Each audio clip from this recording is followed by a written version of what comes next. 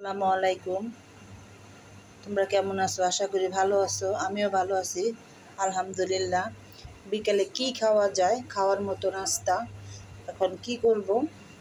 নাতি আসছে, কি দিব খাওয়ার জন্য? ড্রাগন ফল ছিল, পেয়ারা ছিল, কেটে দিলাম খাবার জন্য, বিকালের নাস্তার জন্য। হ্যাঁ, এই যে সন্ধ্যার নাস্তা তো এগুলো খাইলেও চলে মোটামুটি। সবসময় তো আর মনে করেন বিস্কিট আবিজাবি খাইতে ভালো লাগে না।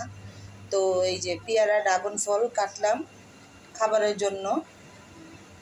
এই যে ড্রাগন ফল তো সবারই ফেভারেট, খাইতেও ভালো।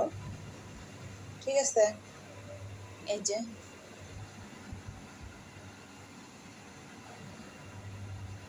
সন্ধ্যার নাস্তা ড্রাগন ফল পেয়ারা কাটলাম নাস্তা খাবো বলে। কি খাওয়া যায়? নাতি আসছে, নাতি বলতেছে আপু কি খাবো?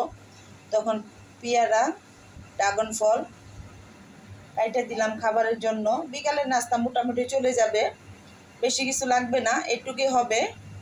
কারণ প্রতিদিন এক খাবার ভালো লাগে না, বিস্কিট আবিজাবি।